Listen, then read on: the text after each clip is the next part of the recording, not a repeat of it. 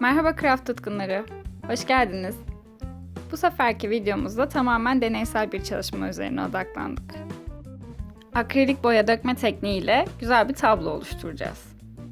Evet, hem yapması acayip zevkli hem de bittiğinde elde ettiğiniz sonuçlar sizi gerçekten tatmin edecek. Hazırsanız birlikte başlayalım. Boyalarınızı kapıp gelmeniz yeterli. Peki nedir bu akrilik dökme sanatı? Aslında kaza sonucu ortaya çıkan bir sanat. Sanatçımız atölyesinde bir çalışma hazırlarken boyaları kaza sonucu devriliyor ve çok güzel bir soyut tablo ortaya çıkıyor. Yani düşündüğümüz gibi kötü başlayan şeyler her zaman kötü bir şeyle sonuçlanmıyor ve buradaki gibi ortaya çok güzel şeyler de çıkabiliyor. Ama sanatçımızın şöyle bir bakış açısı var, mantıklı açıklayamadığı hiçbir şeyi kabul etmiyor. Yani bir kaza sonucu ortaya nasıl bu kadar güzel bir soyut tablo çıkabileceğini sorgulamaya başlıyor ve daha sonrasında bunun üzerinde hakimiyet kurabileceği bir sistem geliştirmeye çalışıyor. Bu noktada da boyanın yoğunluklarına etki edecek şeylerle deneyler yapmaya başlıyor. Bu sanatın en güzel yanı aslında her yaptığınız çalışmanın birbirinden çok farklı olması. Yani bir yaptığınızı bir daha aynı renkleri de aynı tekniği de kullansanız ulaşamamanız aslında. Gördüğünüz gibi ben size bu bilgileri verirken bir yandan da boyalarımı karıştırmaya başladım.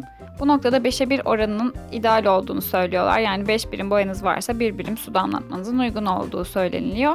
Ve bal kıvamını tutturmanız boyalarınızın yoğunlukları konusunda size yol gösterici olacaktır. Boyalarımı hazırladıktan sonra da öncelikle zemine beyaz döktüm ve bunu birazcık elimle yaydırdım. Bundan sonraki aşamada ise renkleri gelişigüzel olarak döktüm ve bunu bu şekilde yapmak istemezseniz pek çok teknik var.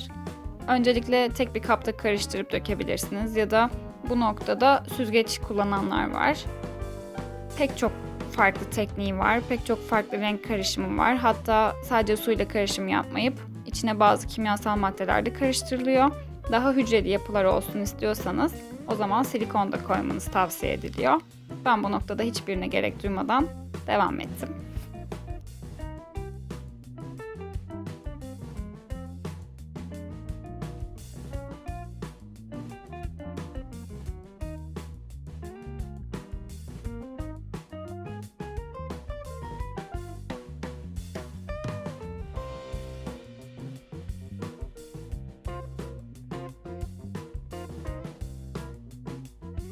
Ben sonrasında bana daha ilginç bir yöntem olarak görünen saç kurutma makinesini kullandım ve renkleri istediğim yöne göre saç kurutma makinesiyle dağıttım.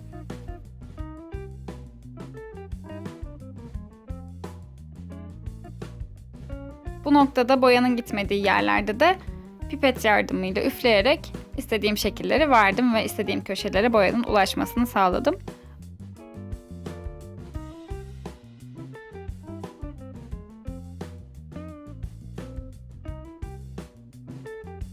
Kardeşim son üfleyici olarak bana yardıma yetişiyor. Ve son olarak tuvalimi birazcık eğerek boya ulaşmayan yerlere de ulaşmasını sağladım. Siz boyalardaki o akışkan görüntüyü sevmiyorsanız bu aşamayı pas geçebilirsiniz tabii ki.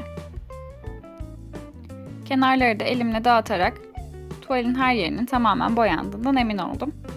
Böyle bir gün boyunca kurumaya bırakıyoruz.